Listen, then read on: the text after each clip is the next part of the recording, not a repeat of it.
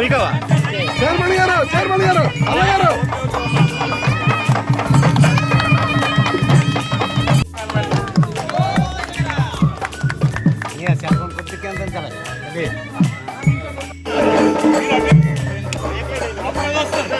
అవతలికి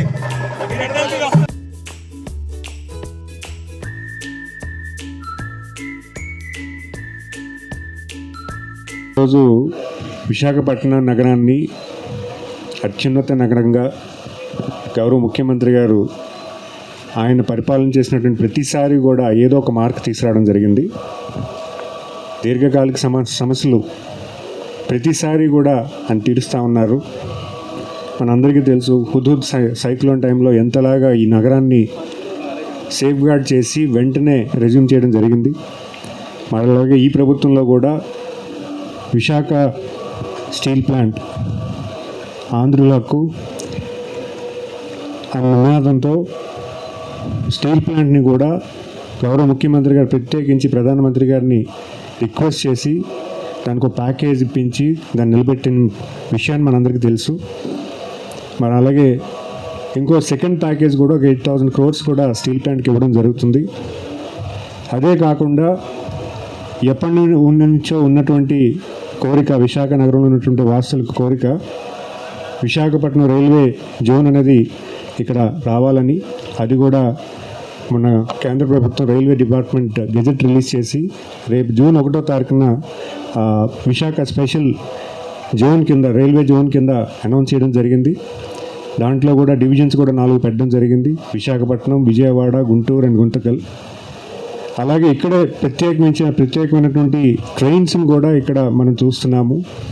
భవిష్యత్ కాలంలో కూడా ఒక బుల్లెట్ ట్రైన్ కూడా వచ్చే అవకాశం కూడా ఉంటుంది. ఎందుకంటే మొన్న మనకు ఉన్నటువంటి ప్రాజెక్ట్స్లో హైదరాబాద్ టు బెంగళూరు కనెక్టివిటీలో ఒక బుల్లెట్ ట్రైన్ కూడా అనౌన్స్ చేయడం జరిగింది కేంద్ర ప్రభుత్వం. మరి అలాగే అన్ని రకాలుగా మనకు పెట్టుబడులు ఈ ప్రాంతానికి వస్తున్నాయి. దేశంలోనే అతిపెద్దమైనటువంటి స్టీల్ ప్లాంట్ మన దగ్గరకు వచ్చింది, ఆర్సెనల్ మిట్టల్. అలాగే గూగుల్ ఇన్వెస్ట్మెంట్ అనేది విశాఖపట్నంకి రావడం జరిగింది. అలాగే రిలయన్స్ ఇండస్ట్రీస్ కూడా నిన్న SIPBలో కూడా వాళ్ళు కూడా ఒక డేటా సెంటర్ పెడతానంటే అది కూడా నిన్న క్లియర్ చేయడం జరిగింది. అన్ని రకాలుగా అన్ని వసతులతో అటు డ్రింకింగ్ వాటర్ సిస్టమ్ కానీ, శానిటేషన్ సిస్టమ్ కానీ, లేదా హౌసింగ్ ప్రాజెక్ట్ సిస్టంలో కానీ అన్ని విధాలుగా డెవలప్ చేస్తూ టూరిజం కూడా స్పెషల్ ఫోకస్ అనేది విశాఖపట్నంకి ఇవ్వడం జరిగింది. మనందరికీ తెలుసు, చాలామంది ఇతర రాష్ట్రాల నుంచి విశాఖపట్నానికి రావడం, ఈ ప్రాంతంలో ఒక మంచి ఆహ్లాదకరమైనటువంటి వాతావరణం చూడడం. ఎందుకంటే ఇక్కడ ఈస్టర్న్ ఘాట్స్ అనేవి సీకి దగ్గరగా కనెక్టివిటీ అవుతుంది, చాలా బ్యూటిఫుల్గా ఉంటుంది. ఆ బ్యూటీని ఎంజాయ్ చేయాలంటే ఖచ్చితంగా కైలాసగిరిని నుంచి చూస్తే చాలా బాగుంటుంది అనిపిస్తుంది. మరి అలాంటి ఈ కైలాసగిరికి అత్యున్నతంగా డెవలప్మెంట్ అనేది గత సంవత్సరాలుగా జరుగుతూ ఉంటే ఈరోజు ప్రత్యేకించి గతంలో ఇక్కడ శివపార్వతుల విగ్రహాలు పెట్టి కైలాసగిరి ఒక అర్థం తీసుకొచ్చి దాన్ని పెట్టడం జరిగింది. మరి అలాగే ఈరోజు త్రిశూలం సోదరుడు VMRDA చైర్మన్ ప్రణవ్ గారు ఎప్పటి నుంచి ఆయన కోరిక ఇక్కడ ఒక త్రిశూలం ఉంటే బాగుంటుందని గౌరవ మంత్రి గారు నారాయణ గారికి చెప్పడం, వెంటనే దానికి శాంక్షన్ ఇవ్వడం చాలా మంచి విషయం అని తెలియజేసుకుంటున్నాను. చాలా ఆహ్లాదకరమైన వాతావరణంలో ఈ కొండకి ఇరుపక్క హైవే వైపు ఈ త్రిశూలం పెట్టి ఇటువైపు నుంచి ఒక 5 kilometers, అటువైపు నుంచి కూడా ఒక 3-4 kilometers ఈ త్రిశూలం కనిపించేలాగా చేయడం ఖచ్చితంగా ఒక వైజాగ్కే ఒక మంచి ఒక ల్యాండ్ మార్క్ అవుతుందన్న విషయాన్ని మీ అందరికీ తెలియజేసుకుంటూ, మరి ఖచ్చితంగా కమిషనర్ గారికి, ప్రణవ్ గారికి, ముఖ్యంగా నేను ప్రధానంగా బాధ్యతగా వెంటనే కంప్లీట్ చేసేదానికి ఫండ్స్ కూడా రిలీజ్ చేసి ఉంటున్న మంత్రివర్యులు నారాయణ గారికి, మరి అలాగే భరత్ గారికి, మన విష్ణు కుమార్ రాజు గారికి, ఎమ్మెల్యే సోదరులు ఆయన, అలాగే మన సీనియర్ ఎమ్మెల్యే బండారు సత్యనారాయణ గారికి, అలాగే సోదరిమణి మాధవ్ గారికి, ఎమ్మెల్సీ చిరంజీవి గారికి, అందరికీ కూడా ఇక్కడికి వచ్చి టైం ఇచ్చి ఇది ఒక ప్రెస్టీజియస్ ప్రాజెక్ట్. మరి ఈ ప్రాజెక్ట్కి అందరూ కూడా ఇక్కడ రావడం అనేది చాలా మంచి విషయంగా తెలియజేసుకుంటూ, అలాగే VMRDA డిపార్ట్మెంట్ కూడా ప్రత్యేకించి అభినందనలు తెలియజేసుకుంటున్నాను. ఎందుకంటే ఇలాంటి ప్రాజెక్ట్స్ని చాలా జాగ్రత్తగా తీసుకొని ఒక మంచి DPR చేసి ఒక మంచి అసెట్ క్రియేట్ చేసి వాళ్ళు కూడా వాళ్ళ ఇంజనీరింగ్ టీం అందరూ కూడా ప్రత్యేకంగా ధన్యవాదాలు తెలియజేసుకుంటూ నమస్కారాలు తెలుసుకుంటున్నాను. ఎందుకంటే అనేక దేశాలు వాళ్ళకు వచ్చే ఆదాయంలో చాలా ఎక్కువ భాగం టూరిజం మీద వస్తుంటుంది. ఈరోజు సింగపూర్ తీసుకుంటే వాళ్ళకి వచ్చే ఆదాయంలో టూరిజం. అలా అనేక దేశాలు ఉన్నాయి. కాబట్టి మన దేశంలో కూడా ఈ టూరిజం సెక్టర్ని డెవలప్ చేస్తే రాష్ట్రానికి వచ్చే ఆదాయం కాకుండా ఎక్కువ ఎంప్లాయ్మెంట్ వస్తుంది. ఎక్కువ ఎంప్లాయ్మెంట్ టూరిజం వల్ల వస్తుంది. ఈరోజు ఈ నేపథ్యంలో ఇక్కడ కైలాసగిరి కొండపై ఐకానిక్గా త్రిశూల్ డమరకం ఏర్పాటు చేశారు. ఇది 65 అడుగులు ఎత్తు. చాలా చక్కగా ఏర్పాటు చేసిన విఎంఆర్డే చైర్పర్సన్కి, కమిషనర్కి, అధికారులందరూ నేను ప్రత్యేకంగా అభినందిస్తున్నాను.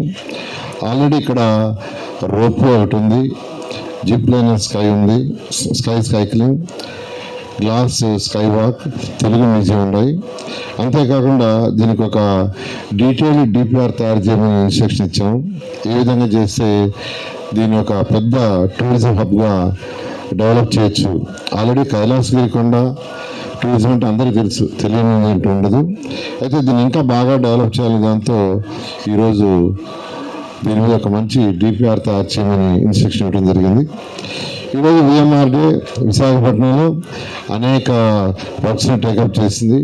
వాటిలో ముఖ్యంగా ఇప్పుడు యాక్చువల్గా బొన్నాల సత్యనారాయణ గారు చెప్పారు, ట్రాఫిక్ జామ్స్ అవుతుంది. ట్రాఫిక్ జామ్స్ కాకుండా కొన్ని రోడ్స్ వైడన్ చేయమని అడిగారు.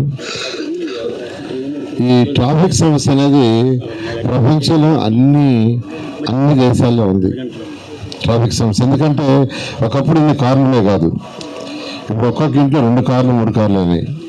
ప్రతి ఒక్కరు కార్లలో పోతున్నారు. అందువల్ల ఈ సమస్యను వీలైనంత తగ్గించడం ప్రభుత్వం బాధ్యత. అందుకనే విఎంఆర్డే ఆల్రెడీ 15 రోడ్లని వైడన్ చేయడానికి యాక్చువల్గా టేకప్ చేసి అందులో 7 రోడ్లు యాక్చువల్గా భోగాపురం ఎయిర్పోర్ట్ పోయేదానికి, కంజెషన్ లేకుండా ఉండేదానికి 7 రోడ్లు టేకప్ చేసింది. అందులో 3 రోడ్లు అయితే ఆల్మోస్ట్ కంప్లీట్ అయినాయి. మిగతా కూడా వీలైనంత తొందరలో కంప్లీట్ చేయడం జరుగుతుంది. అదేవిధంగా అన్నిటికంటే ట్రాఫిక్ని కంజెషన్ తగ్గించాలంటే మెట్రో అనేది ప్రపంచంలో అన్ని దేశాలు ఈరోజు యాక్చువల్గా దాని ద్వారానే కొంతవరకు తగ్గిస్తుంది. మనం కూడా ఇక్కడ విశాఖపట్నం, విజయవాడ రెండిట్లో మెట్రో పెట్టున్నాం. అది కూడా యాక్చువల్గా ఫైనల్ స్టేజ్కి వచ్చి మళ్ళీ రీసర్వే చేయమని యాక్చువల్గా డిపార్ట్మెంట్ వాళ్ళు చెప్పడం జరిగింది. దాన్ని రీసర్వేకి ఇచ్చున్నాం. బహుశా నెక్స్ట్ మంత్లో రిపోర్ట్ వస్తుంది.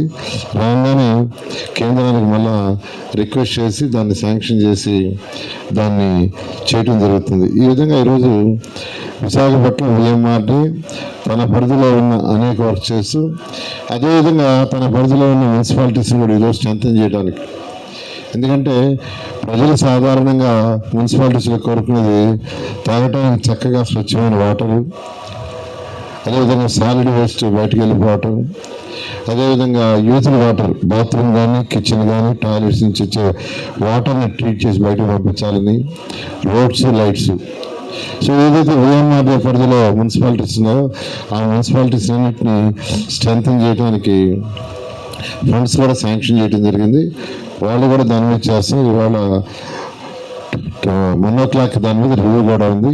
ఈ విధంగా అనేక కార్యక్రమాలు ఈరోజు విశాఖపట్నం, ఎందుకంటే విశాఖపట్నం అనేది మీకు అందరికీ తెలిసిందే, ఎంతో మన రాష్ట్రంలో ఉన్న 28 జిల్లాల్లో ఎంతో వేగవంతంగా డెవలప్ అవుతున్న జిల్లా. ఖచ్చితంగా ఏదైతే ఇక్కడ ఉన్న శాసనసభ్యులు కావచ్చు, ఎంపీలు కావచ్చు, వాళ్ళందరూ ఇచ్చే రిక్వెస్ట్లు అన్ని తీసుకొని వాటన్నిటిని విఎంఆర్డి బోర్డు మీటింగ్లో డిస్కస్ చేసి వాటన్నిటితో ముందుకు పోవడం జరుగుతుంది. Thank you.